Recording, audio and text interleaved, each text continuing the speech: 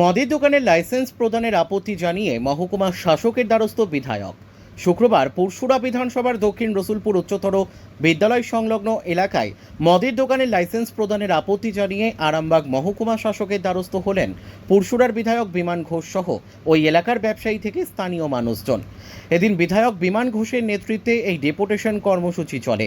বিমান ঘোষের অভিযোগ, পুরসুরা বিধানসভার অন্তর্গত হরিণখোলা 2 নম্বর অঞ্চলের কাবলে মোড়ে দক্ষিণ রসুলপুর এলাকায় একটি মদের দোকান স্থাপন হচ্ছে।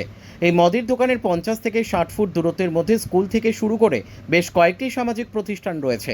ওই এলাকায় মদের দোকান স্থাপন হলে এলাকার পরিবেশ নষ্ট হতে পারে। এই ঘটনারই আপত্তি জানিয়ে মহকুমা শাসকের কাছে ডেপুটেশন জমা দিলেন। Bureau report, crime press, Bengal news. আজকে পুরসুরা বিধানসভার অন্তর্গত কাবলে মোড় থেকে টুয়ার্ডস মলয়পুর ওখানেতে একটা ওয়াইন শপ অর্থাৎ মদের দোকান হবার জন্য প্রস্তুতি নিচ্ছে।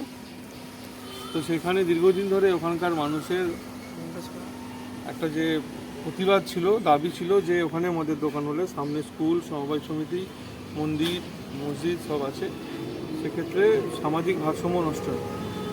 তো সেই বিষয় নিয়ে ওখানে আমাদের যারা এখানে সব ব্যবসায়ী সমিতি যারা আছেন বা অন্য যারা সহানুভূতি ব্যক্তি আছে, সবাই এসে আমরা এসডিওর কাছে লিখিতভাবে আজকে একটা ডেপুটেশন দিয়েছি যে ওখানে যাতে এটা না হয় তার ব্যবস্থা করবার জন্য।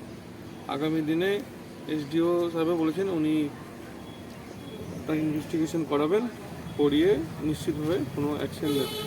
তো সবার একটাই বিষয় যে ওখানে যেন ওই দোকানটা না হয়, দোকানটা হলে ওখানে যে পরিবেশ, সেই পরিবেশটা নষ্ট হয়। তো সেই বিষয় নিয়ে আজকে আমরা এসডিও অফিসে ডেপুটেশন দেবো।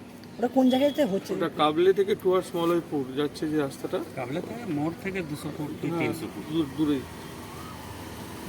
কোনো মদের দোকান হওয়ার আগে তো মানে পারমিশন করাতে হয়, তো কিভাবে পারমিশন দিল কি জানাবেন?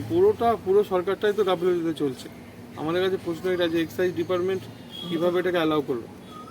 এটা অ্যালাউ করাই তো উচিত হয়নি। তো অ্যালাউ যখন করেছে তার দায় তাদেরকেই নিতে হবে। ওখানকার মানুষের যে দাবি এবং যে চাহিদা, ওখানে এটা হওয়া যাবে না। তো সেই বিষয় নিয়ে আজকে আমরা এসডিও সাহেবের দ্বারস্থ হচ্ছি।